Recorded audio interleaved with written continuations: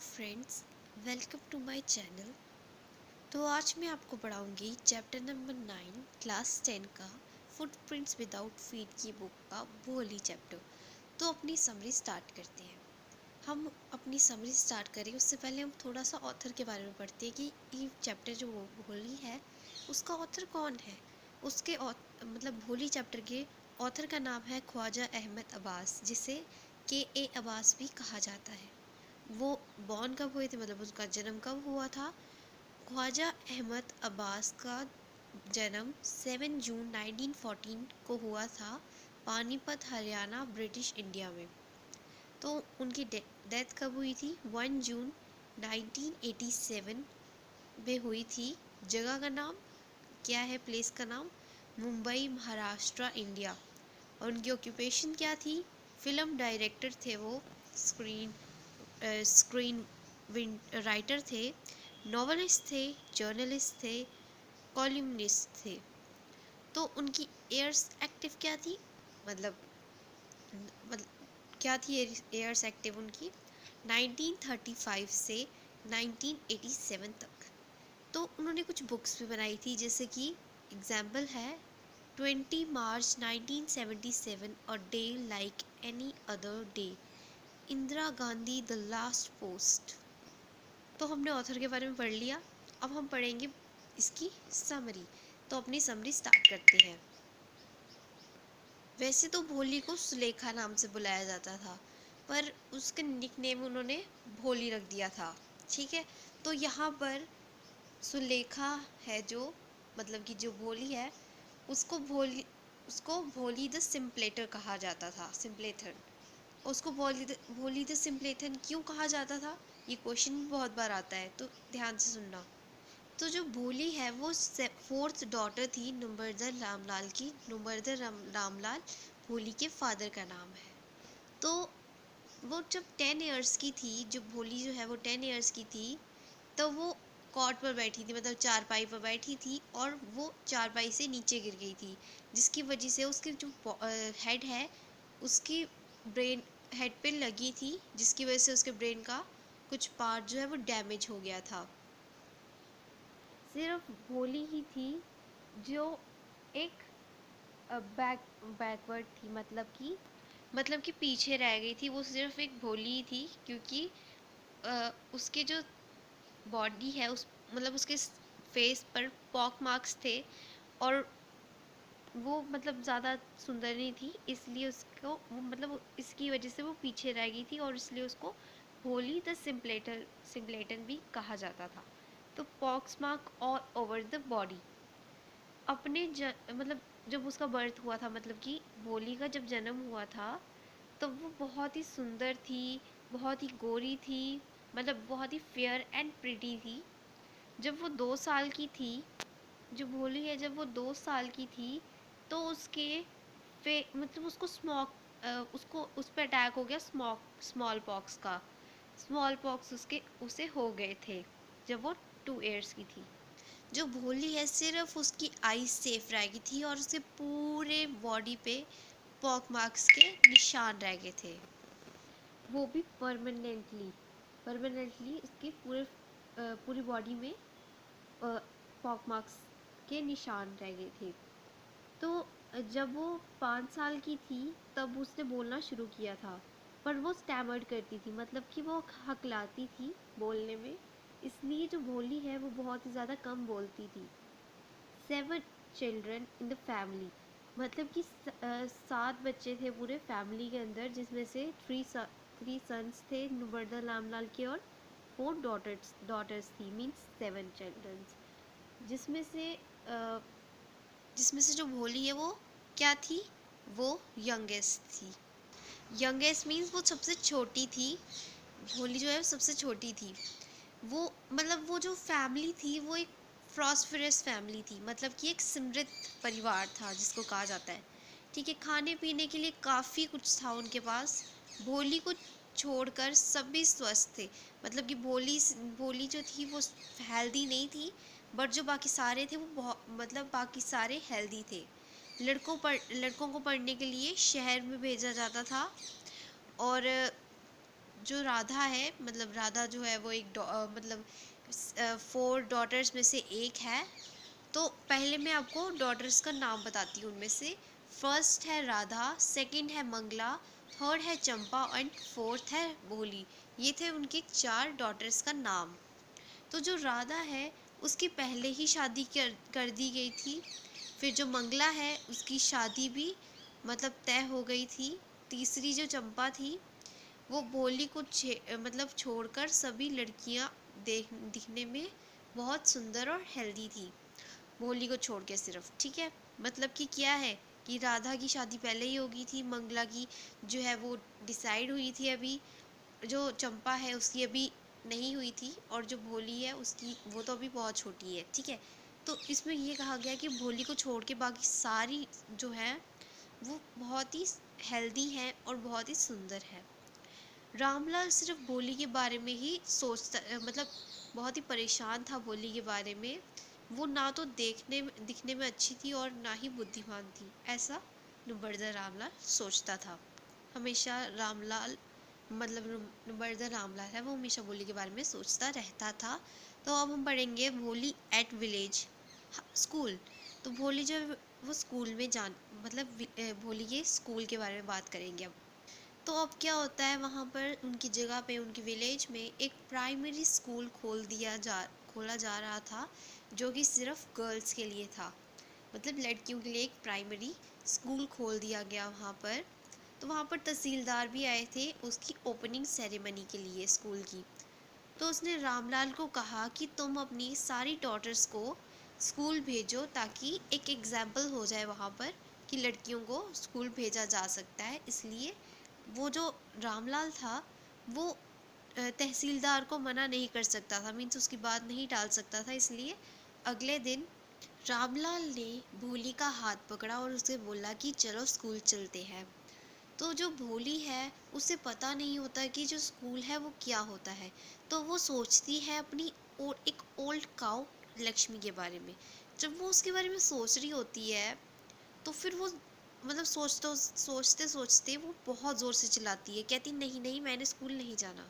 तो जब वो नो बोलती है, मतलब ना बोलती है, चिल्लाने के लिए चिल्लाती है और मना करती है स्कूल के लिए, तो जो रामलाल है वो क्या कहता है, what's the matter with you you fool. वो रामलाल जो है वो भोली को कहता है कि क्या प्रॉब्लम है तुम्हारी, क्या मैटर क्या है, यू फूल। ऐसे करके रामलाल क्या कहता है, किसको कहता है, भोली को ऐसे करके कहता है। तो जो भोली है उसको एक मतलब क्लीन ड्रेस मिलती है और उसको नहलाया जाता है, और उसको चंपा की ड्रेस नहीं मिलती इस बार। ठीक है, और वो उसे नहलाया गया था। उसके बाद जो उसके उलझे हुए बाल थे, मतलब उसके जो बाल थे वो बहुत ही खिलरे, मतलब उलझे होते थे। तो उसके बालों को अच्छी तरह से, उसके बालों पे तेल लगाया गया, फिर रिबन लगाया गया। भोली अब ये सोच रही थी कि जो स्कूल है वो घर से बहुत ज़्यादा बेहतर होगा।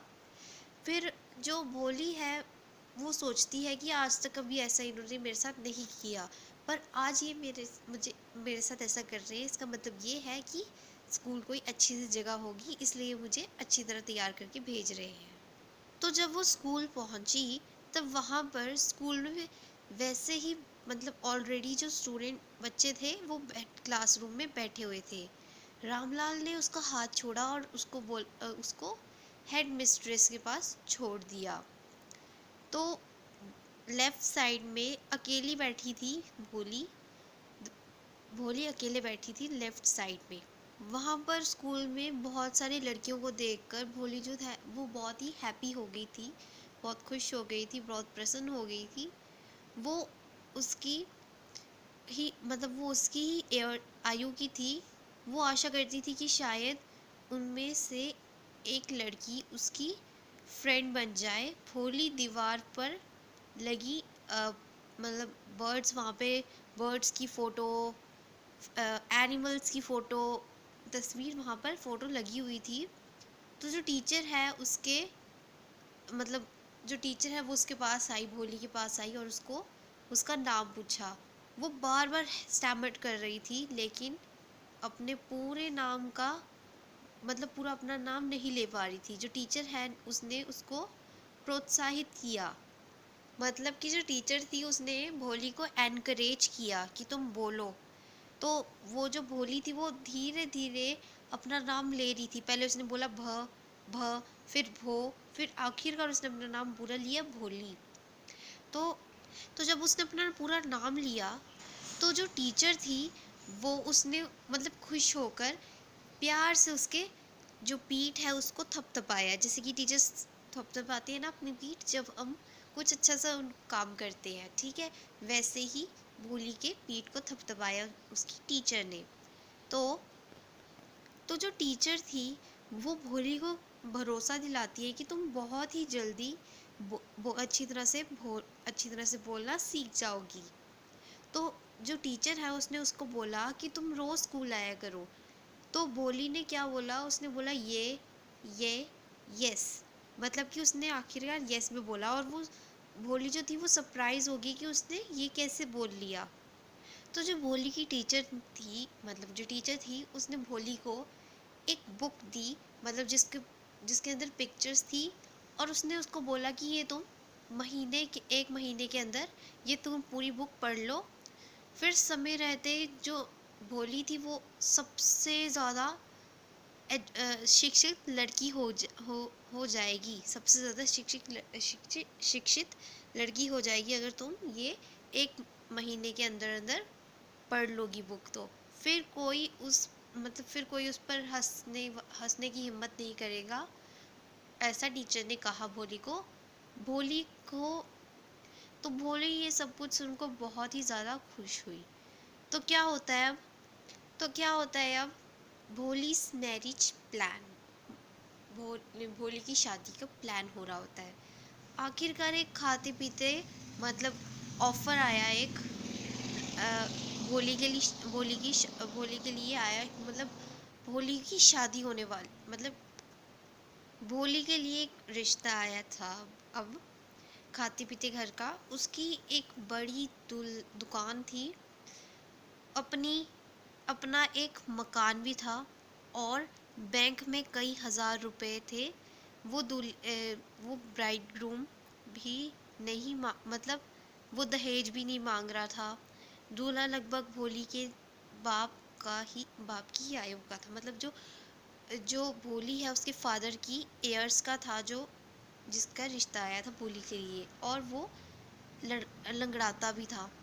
उसकी पहली पत्नी जो थी वो उसको छोड़कर चली गई थी और जो उसके बच्चे थे वो बहुत बड़े बड़े हो गए थे। तो ये सारी चीज़ें, मतलब दूल्हे के बारे में जानना, ये उस भोली के फादर्स के लिए, मतलब पेरेंट्स के लिए मैटर नहीं करता था। वो इस बात पे बहुत खुश थे कि आखिरकार उसकी शादी होने वाली है। तो भोली की वेडिंग का डे था।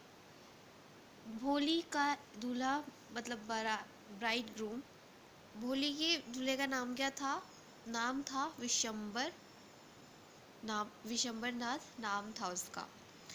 तो he came with a big party of friends and relatives, मतलब कि जो विशंबर नाथ था वो अपने फ्रेंड्स के साथ, अपनी रिलेटिव्स के साथ, मतलब बहुत ज़्यादा शान शौकत दिखा रहा था अपनी।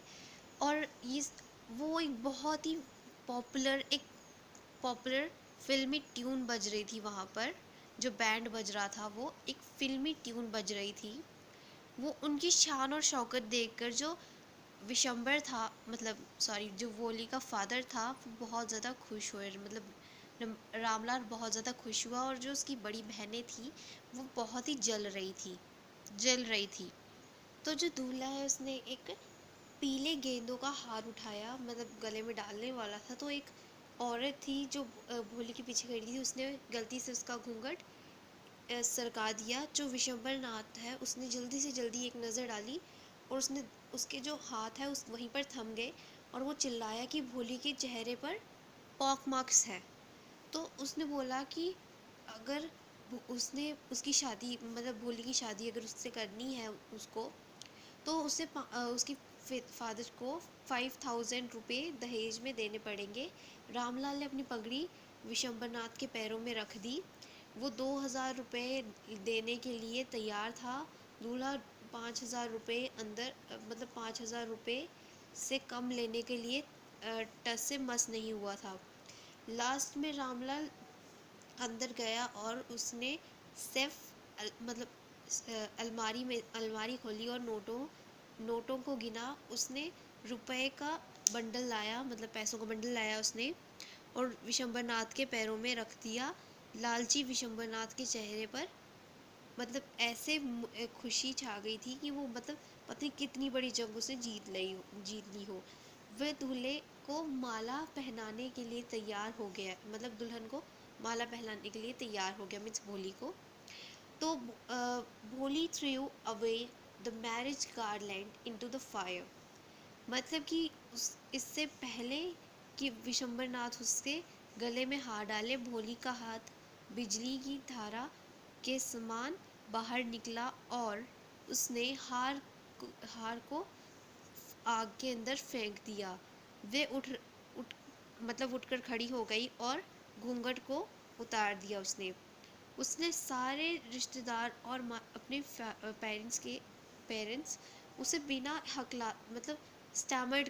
स्टैमर्ड के बोलते हुए भोली के भोली ने अपने पिता से रुपए वापस लेने के लिए कहा। मतलब वो बिना स्टैमर्ड किए बोल रही थी और उसके फादर और सारे रिलेटिव्स देख रहे थे ये सब कुछ जो बोली है। उसने बोला कि पिताजी अपने पैसे वापस ले लो, मैं इस आदमी से शादी नहीं करूँगी। तो जो रामलाल है वो बोलता है कि तुम पागल हो गई हो, और उसने कहा कि वह अब तुम अपने परिवार का नाम मिट्टी में मिला देना चाहती हो। भोली ने आंसर दिया कि वो इतने लालची इंसान से, मतलब इतने mean, such a greedy person से शादी नहीं करेगी। वो उसे स्वीकार नहीं कर पाएगी अपने हस्बैंड के रूप में। विशंबरनाथ अपनी बारात के साथ वापस लौटने की तैयारी करने लगा। रामलाल भोली की ओर मुड़ा और उसने अब मुड़ा कि अब जब कोई भी उससे शादी नहीं करेगा तो वह क्या करेगी। सुलेखा भोली मतलब बोली एक फर्म वॉइस में उसने कहा कि उन्हें उसके बारे में चिंता करने की कोई ज़रूरत नहीं है। वो अपने माता पिता की बुढ़ापे का सहारा बनेगी, उनके बुढ़ापे में उनकी सेवा करेगी। वो उसी स्कूल में पढ़ाएगी जहाँ से उसने ये सब कुछ सीखा है बोलना, मतलब अच्छी तरह से जहाँ से उसने पढ़ाई की है वहीं पर वो पढ़ाएगी। जो भोली की टीचर थी वो वहीं पर कोने में खड़ी हुई थी, इस नाटक को पूरे को देख रही थी। उसने कहा, हाँ भोली, ज़रूर, यस भोली, ऑफ कोर्स। तो इसी तरह से यहाँ पर ये जो चैप्टर है वो कंप्लीट होता है। तो अब हम भोली के थोड़े कैरेक्टर के बारे में पढ़ेंगे ताकि हमें पता चल जाए कि भोली का कैरेक्टर क्या था। अ सिम्पलेटर मतलब कि एक अनाड़ी है, affected by some small pox in childhood, बचपन में उसे स्मॉल पॉक्स हो गए थे। Fell out the cot and perhaps damage some part of brain, मतलब कि जब वो कॉट से नीचे गिर गई थी और उसके ब्रेन का कुछ पार्ट जो है वो डैमेज हो गया था। Pock marks on entire body, पूरी बॉडी पे पॉक मार्क्स हो गए थे। Looked ugly due to the same, pock marks की वजह से वो ज़्यादा सुंदर नहीं लगती थी। पॉक मार्क्स की वजह से वो ज़्यादा सुंदर नहीं लगती थी। उसके फेस पे पॉक मार्क्स, मतलब पूरे शरीर पे, मतलब पूरी होल बॉडी पे परमानेंटली पॉक मार्क्स हो गए थे। So remained neglected and backward, pock marks की वजह से उसका चेहरा तो ख़राब हो ही गया था और उसकी वजह से उसको नेगलेक्टेड कर दिया जाता था, मतलब कि नज़रअंदाज करते थे सारे उसको। और उसको घर पे कुछ ज़्यादा कुछ नहीं मिलता था, सारा कुछ उनके बहनों को मिला करता था। तो हमने भोली के बारे में सारा चैप्टर कंप्लीट कर लिया। मैं इसके एमसीक्यूज़ भी आपको दे दूँगी। तो आपको अगर ये वीडियो अच्छा लगा हो तो प्लीज़ हमारे चैनल को सब्सक्राइब, लाइक, शेयर ज़रूर कीजिएगा। Thank you and have a nice day.